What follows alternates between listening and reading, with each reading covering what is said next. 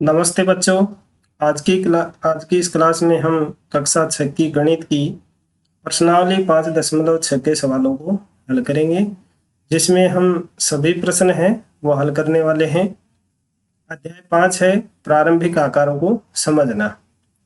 तो बच्चों, वीडियो शुरू करें उससे पहले आप अपने अन्य सहपाठियों को भी इस वीडियो का लिंक शेयर कर दीजिए, जिससे वो भी इस वीडियो से लाभान्वित हो सके।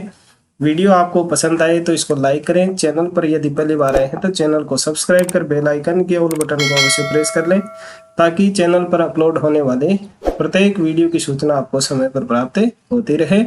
तो चलिए शुरू करते हैं आज की क्लास और हल करते हैं एक एक सवाल को। सबसे पहले देखिए इस प्रश्नावली का पहला सवाल।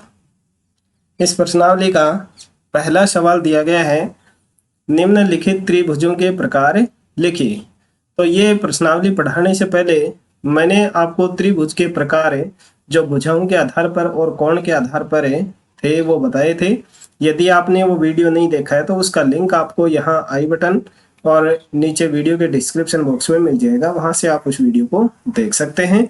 यदि आपने वो वीडियो देख लिया है तो आप इसे 5.6 की प्रश्नावली है उसको बड़े ही आसान तरीके से कर सकते हैं। तो देखिए, इसमें निम्नलिखित त्रिभुजों के प्रकार लिखिए। प्रकार आपको बताने हैं।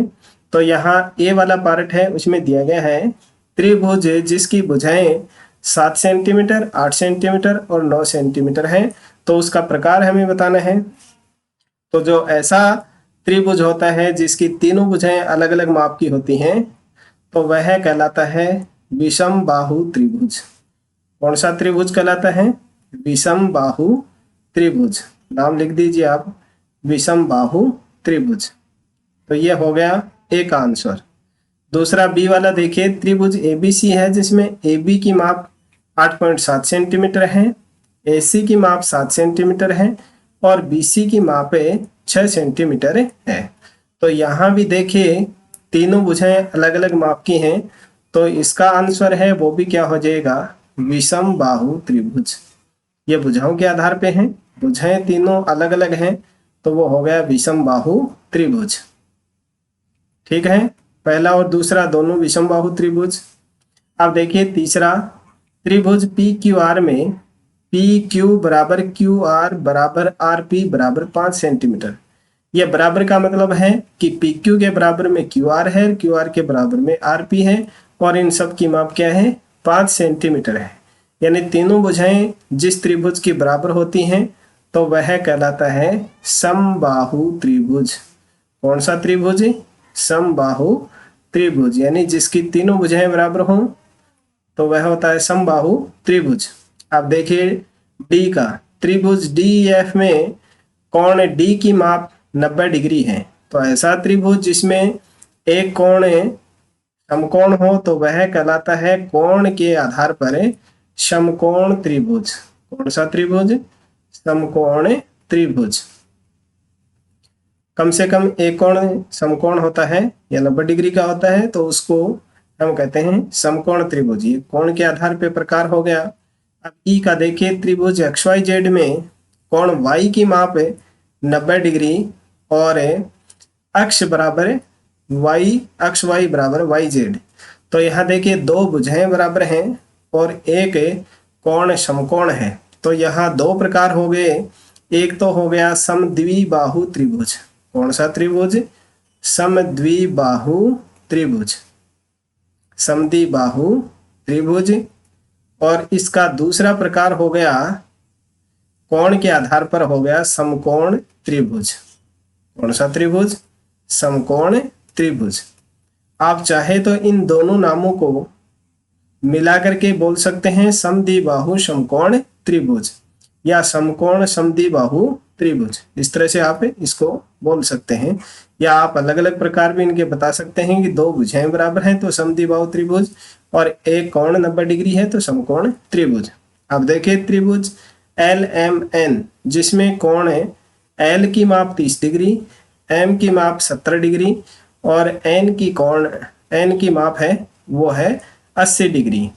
तो यानी तीनों जो कोण हैं उनका योग हो रहा है 180 डिग्री। ठीक है। अब यहाँ तीनों कोण हैं वो 90 डिग्री से कम है, यानी न्यून कोण है, तो ये प्रकार हो गया इसे का कौन सा, न्यून कोण त्रिभुज। कौन सा, न्यून कोण त्रिभुज। तो इस तरह से इनके कोण और भुजाओं की माप को देख करके आपको पहला जो सवाल है उसमें त्रिभुजों के प्रकार बताने थे। अब देखिए दूसरा सवाल।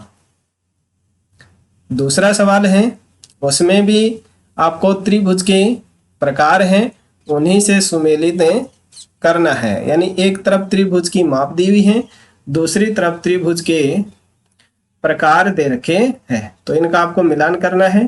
पहला है उसमें दिया गया समान लंबाई की 3 भुजाएं। तो अभी मैंने बताया था समान लंबाई की 3 भुजाएं होती हैं, वह कहलाता है समबाहु त्रिभुज। दूसरा है समान लंबाई की 2 भुजाएं, 2 भुजाएं बराबर हैं तो वो होता है समद्विबाहु त्रिभुज। मिलान यहाँ कर रखा है, आप इसका स्क्रीनशॉट भी ले सकते हैं और पहले आप इनको समझ लीजिए। अलग अलग लंबाई की सभी भुजाएं, जब तीनों भुजाएं अलग अलग लंबाई की होती हैं तो वह होता है विषम बाहु त्रिभुज। कौन सा, अलग अलग लंबाई की सभी भुजाएं, तो वह होता है विषम बाहु त्रिभुज। अब यहाँ ये समकोण है वो इसमें गलत लगा हुआ है, विषम बाहु त्रिभुज ही कहलाता है। अगर उसमें समकोण दे रखा है 90 डिग्री का दे रखा है तो हम उसके साथ में लिखेंगे विषम बाहु समकोण त्रिभुज। यहाँ तीनों अलग अलग भुजाएं दे रखे हैं तो वह कहलाता है विषम बाहु त्रिभुज। ठीक है, ये समकोण नाम है वो इसमें गलत जुड़ा हुआ है। अब देखिए तीनों न्यून कोण हैं तो वह कहलाता है न्यून कोण त्रिभुज, और एक समकोण होता है वह कहलाता है समकोण त्रिभुज, और एक कोण अधिक कोण हो तो वह कहलाता है अधिकोण त्रिभुज। ठीक है, अब है 2 बराबर लंबाई की भुजाओं के साथ एक समकोण, तो अब 2 भुजाएं बराबर हैं तो वह होता है समद्विबाहु समकोण त्रिभुज, ये होता है। अब यहाँ भी एक समकोण लिखते तो ये होता विषम बाहु समकोण त्रिभुज। तो इस तरह से दूसरा जो सवाल है उसमें आपको मिलान करने हैं। अब देखिए तीसरा सवाल।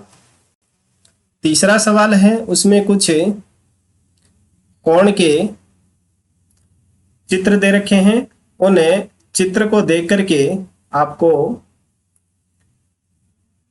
इनके नामकरण है वो बताने हैं। निम्नलिखित त्रिभुजों में से प्रत्येक का 2 प्रकार से नामकरण किया गया है। आप कोण का प्रकार केवल देखकर ज्ञात कर सकते हैं। अब यहाँ ए वाली आकृति देखिए, इसमें 2 भुजाएं बराबर दे रखी हैं और ये तीनों कोण हैं वो कैसे हैं, न्यून कोण है।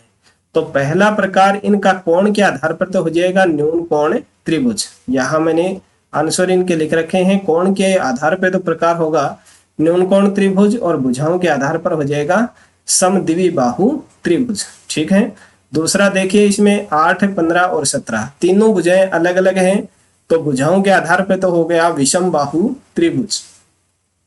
और यहाँ देखिए एक कोण है वो 90 डिग्री का यानी समकोण दे रखा है तो ये हो जाएगा समकोण त्रिभुज।